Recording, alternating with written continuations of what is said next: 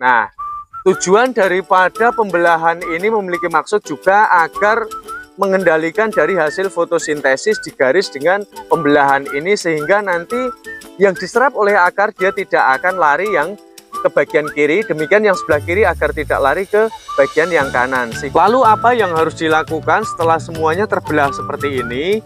Yang dilakukan adalah kita dapat menyayatnya seperti ini ya, melukai. Pelukaan ini dimaksudkan agar juga dia dapat mengendalikan dari hasil fotosintesis, agar dia itu sel-selnya itu rusak, tidak mudah untuk larut ke atas. Assalamualaikum warahmatullahi wabarakatuh. Jumpa kembali dengan saya yang mau membahas tentang bagaimana cara menanam singkong agar dapat menghasilkan umbi yang lebat, juga memiliki hasil yang lebih melimpah daripada umumnya orang menanam.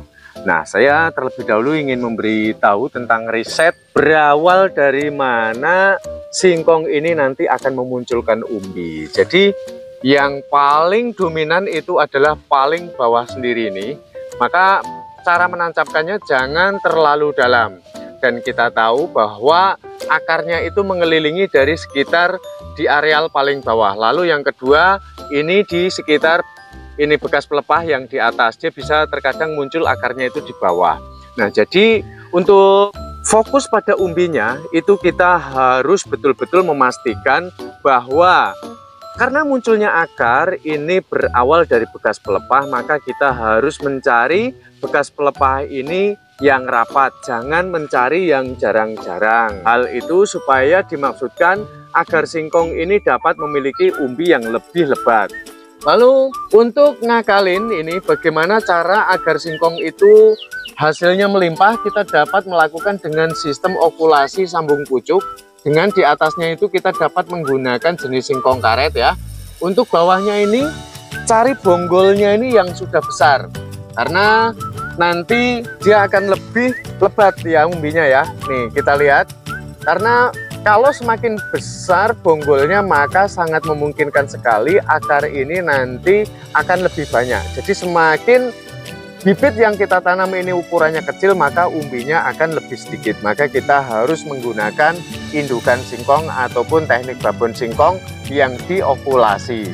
Nah, jikalau tidak mau susah dengan cara sistem okulasi sambung pucuk, maka kita dapat melakukan juga dengan sistem menanam teknik belah dua. Itu pun dapat menghasilkan umbi yang lebih lebat dibanding dengan cara menanam yang normal seperti ini. Untuk menanam dengan teknik stek belah dua ya, kita dapat langsung melakukannya. Ini hanya sekedar contoh saja ya. Ingat, cari bonggol yang sudah besar. Ini hanya merupakan sampel saja. Jadi caranya seperti ini.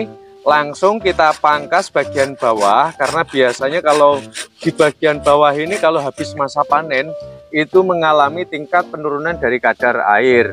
Lalu kita 1, 2, 3, 4 ini untuk di bagian bawah, 1, 2, 3, 4 ini untuk di bagian yang atas.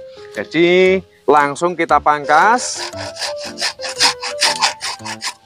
Dan setelah seperti ini maka kita harus menandai terlebih dulu supaya nanti tidak terbalik ya, mana di bagian bawah, karena kalau menanam singkong nanti terbalik gitu, ditakutkan akan umbinya itu keluar lebih sedikit. Nah, setelah itu kita dapat menggunakan kawat benrat seperti ini.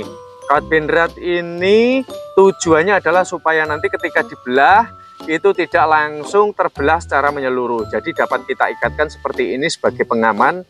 Ini boleh diambil, boleh juga tidak. Jadi pengikatan kawat ini ada dua maksud dari tujuannya. Yang pertama adalah untuk mengamankan supaya nanti ketika bibit dibelah tidak terbelah secara menyeluruh. Lalu hal yang kedua dapat juga nanti untuk mengendalikan dari hasil fotosintesis. Sehingga nanti pertumbuhannya begini, ketika nanti ditanam maka untuk di bagian bawah ini bonggolnya akan semakin besar, dan untuk batang bagian atas ini cenderung lebih kecil daripada yang di bawah. Hal tersebut karena terhambat adanya kawat ini, sehingga asupan ataupun nutrisi yang diserap akar itu tidak mudah untuk lari menyuplai ke bagian cabang maupun rindangnya daun, sehingga dia lebih akan berfokus terhadap umbi ataupun akarnya. Nah, lalu setelah seperti ini Yang harus dilakukan adalah sistem pembelahan. Kita dapat melakukan pembelahan, kita harus perhatikan terlebih dahulu. Biasanya kan kalau pelepah itu kan seperti ini ya, satu di kanan dan satu di kiri. Begitu seterusnya, maka kita tidak boleh merusak bekas pelepah ini ataupun bekas pelepah yang kedua ini, sehingga kita langsung dapat melakukan pembelahan seperti ini. Nah, maka dia akan terhalang oleh kawat tersebut sehingga tidak langsung secara menyeluruh dia akan terbelah. Nah, tujuan daripada pembelahan ini memiliki maksud juga agar mengendalikan dari hasil fotosintesis di garis dengan pembelahan ini, sehingga nanti yang diserap oleh akar dia tidak akan lari yang ke bagian kiri, demikian yang sebelah kiri agar tidak lari ke bagian yang kanan, sehingga nanti dia akan berfokus terhadap pembesaran umbinya sendiri. Untuk menghindari dari penyatuan kembali, maka kita perlu mengganjalnya ya. Kita dapat menggunakan batang singkong yang sudah tidak terpakai, kita dapat memotongnya saja. Ini nggak harus pakai batang singkong ya, dapat menggunakan pengganjalan dengan bahan yang lain, dan ini langsung dapat kita membelahnya. Dan satu pengganjalan saja sudah cukup ya. Dan lalu ini kita masukkan ke bagian yang sudah terbelah, dan kita dapat memukulnya menggunakan alat seadanya, dapat menggunakan pisau ataupun alat yang lain.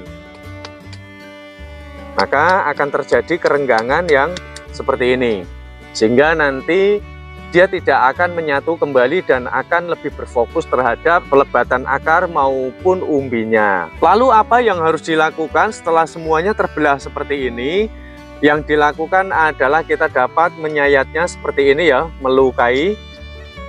Pelukaan ini dimaksudkan agar juga dia dapat mengendalikan dari hasil fotosintesis, agar dia itu sel-selnya itu rusak, tidak mudah untuk larut ke atas gitu. Maka sistem pelukaannya kita tidak boleh mengenai dari bekas pelepah ini, dan juga tidak boleh ini bagian kulit ini hilang gitu ya, atau terputus, karena nanti dapat mengakibatkan kematian pada bibitnya. Nah, seperti ini ya. Ini hanya sebuah contoh saja. Ingat tadi, kalau mau mencari bibit itu harus yang sudah berbonggol besar. Dan perlu difahami teknik menanamnya ya. Kita harus membuat galengan ataupun tanah yang menggunung seperti ini dengan tujuan supaya nanti ketika menapaki musim penghujan, jika terjadi genangan air itu akan segera dia menghilang dan tidak terjadi faktor pembusukan. Nah, ini hanya sebuah ini sampel saja. Jadi cara menanamnya adalah seperti ini. Kita harus perhatikan teknik dari kawat ini. 50% itu kita pendam di bagian bawah dan 50% itu kita munculkan di permukaan tanah. Kenapa? Karena nanti agar seimbang antara jumlah akar maupun yang tumbuh di bagian atas, sehingga nanti akar ini tidak keteter di dalam menyuplai makanannya pada saat dia sedang berfotosintesis. Jadi seperti ini, pastikan sebagus apapun bibit kita, tanahnya ini harus memadai, dia memiliki tekstur yang gembur seperti ini ya. Dan jikalau mungkin pemirsa ingin menambahkan pupuk, silahkan ditambahkan pupuk. Dan cara menanamnya, jangan seperti ini ditancapkan, nanti takutnya ini bekas pelepah ini rusak, karena munculnya akar itu nanti dari bekas pelepah ini. Dan langkah lebih sempurna, bekas pelepah ini kan sampai sudah ada singkong itu sampai melingkari seperti ini, bahkan sudah seperti gelang ataupun cincin gitu ya. Jadi keseluruhan full bagian itu dilingkari oleh bekas pelepah ini.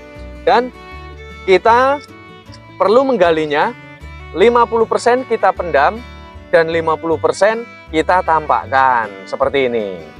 Nah, baik pemirsa, seperti inilah cara menanam singkong dengan teknik belah dua. Ini boleh kawatnya, kalau mungkin takut boros dilepas boleh, karena ini sudah terjadi adanya penyayatan ataupun pelukaan ya, untuk mengendalikan dari hasil fotosintesis. Terus pembelahan ini pun sama, dimaksudkan untuk mengendalikan dari hasil fotosintesis pula. Semua treatment tersebut ini ditujukan supaya nanti singkong agar lebih dapat memiliki umbi yang lebih lebat, tentunya lebih banyak, juga lebih besar, dan panen tentunya lebih melimpah. Baik, saya rasa tutorial saya sampai di sini. Kita jumpa pada konten selanjutnya. Terima kasih.